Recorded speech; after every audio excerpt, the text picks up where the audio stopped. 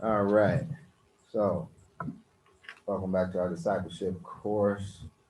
Today, we're continuing on with lesson number 6, which is the story of Joseph. Hallelujah. So, we had some homework to be done. We had an extra week to do it.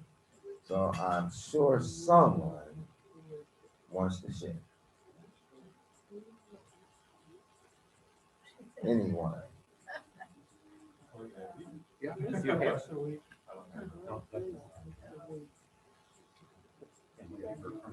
All right. We got Sister Tanya last week. We'll circle back around. Yeah. Well, Brother John, No. you want to go? You can go next week. You want to do it? I'll do it. All right. This was chapters 40 to 43. And I entitled this, and this is, I tried to do really bare bones. Bare bones. All right. All right, so doing the story of Joseph, and we're looking at the bare bones, of course. So, one of the first things uh, that I ask that you do is entitle the passages. So, congruent, or in conjunction with what I entitled my title from last week, which was, you know, um, uh, dream work. I entitled this "Dreams Come True" because within these passages we see the fulfillment of dreams. And there were some characters. There was Pharaoh, not Pharaoh. There was the butler. Yeah, he did. There was Joseph, the dreamer. And just as an honorable mention, there was his wife Asenath and his two children, Manasseh and Ephraim.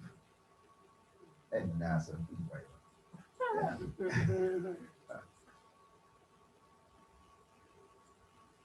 There was Yaakov.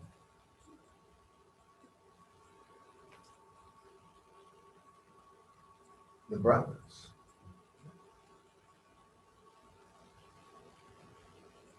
There was also Israel. Selah.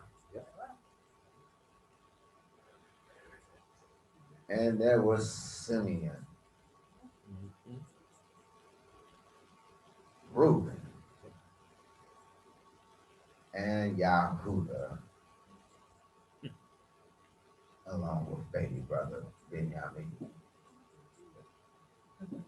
All right, so those were the characters. Then we had some main characters that was involved, and of course, the main character was Joseph the Dreamer. Seeing that it's a story about him. Amen. You know, now Pharaoh definitely had a very definitive role in these chapters. He was a key player. So he was a main character, as well as Yaakov and Israel. Both main characters.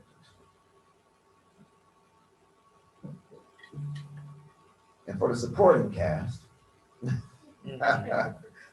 we had Reuben. You know, he wasn't so much as a main character, but he played a prominent role. And he a pretty strong honorable mention, as well as Yahudah. You know, and he played a very significant role as well, and he had some verbiage. Benjamin, I listed him as a main character, even though he said not a word. You know, but he was at the center of the story. The way the story was presented, Benjamin, you know, played a big role, even though he said nothing, absolutely nothing. All right. Then we have the setting of the story. Setting of the story was real simple, easy to follow. It was simply the land of Canaan and Egypt. You know, that's where the story took place. So this was a very simple lesson overall. You know, it wasn't very difficult to follow along at all. There was some conflicts and some conflict resolutions. First conflict I have as Joseph versus his brothers. Joseph and the brothers. There's a conflict between Joseph and his brothers due to their selling him into slavery some 13 years earlier. I think that may be grounds for a conflict. Yeah, you know, so here it is. Joseph is now ruling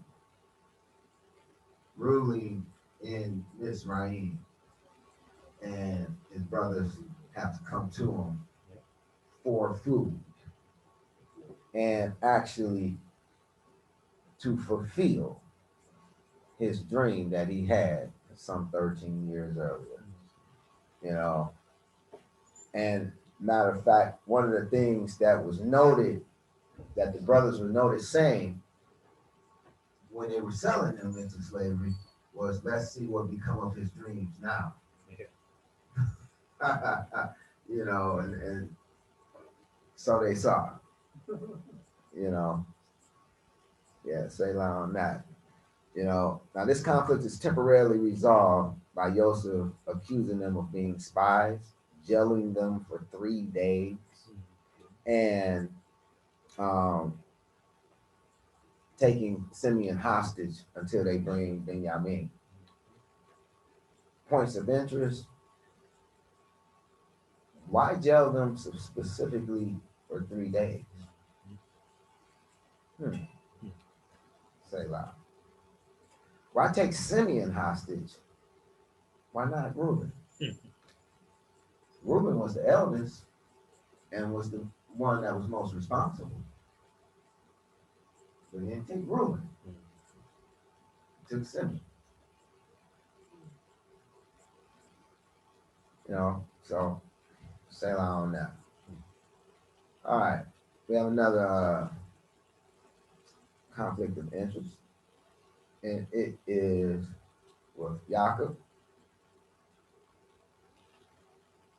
and the brothers.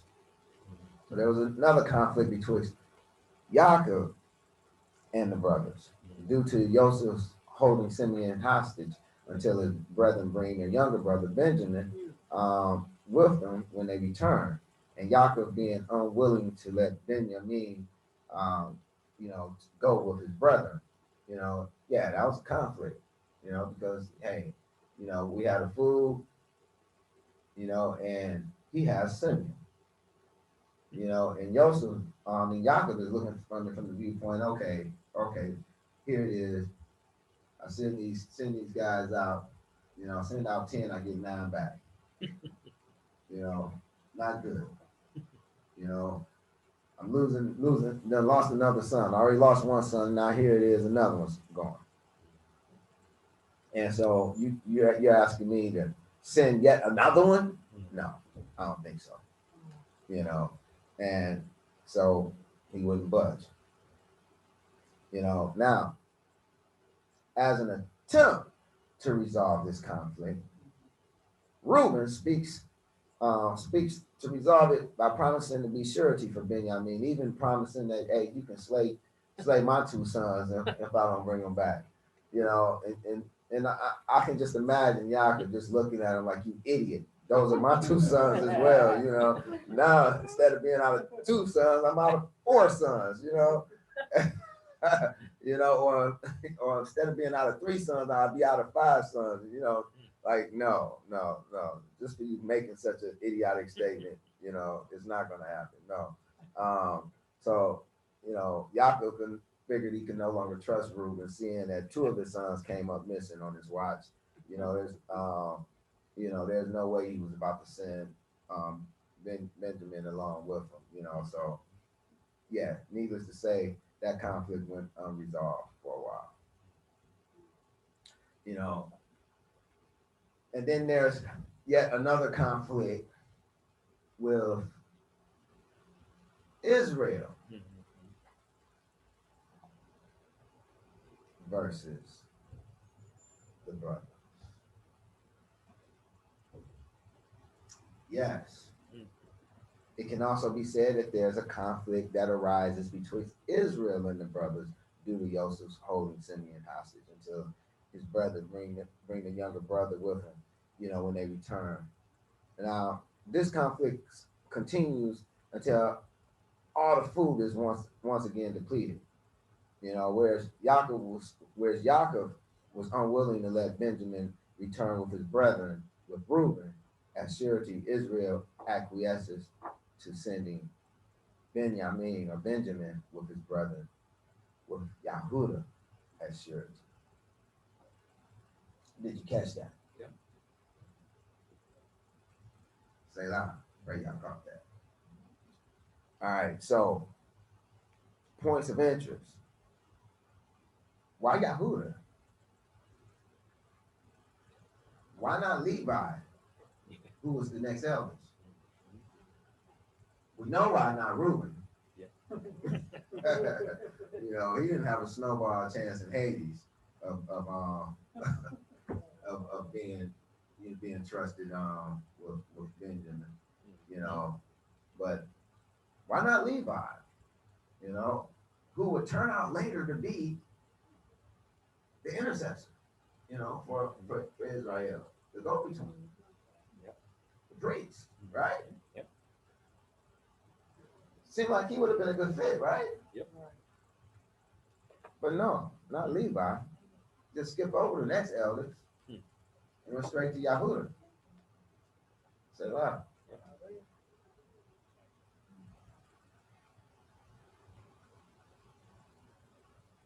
And that is actually the bare bones. That's all I have. Yeah. So, hallelujah. Another short lesson. What's next? Question. Oh, yeah, the next assignment. The next assignment will be we're gonna do 44 and 45.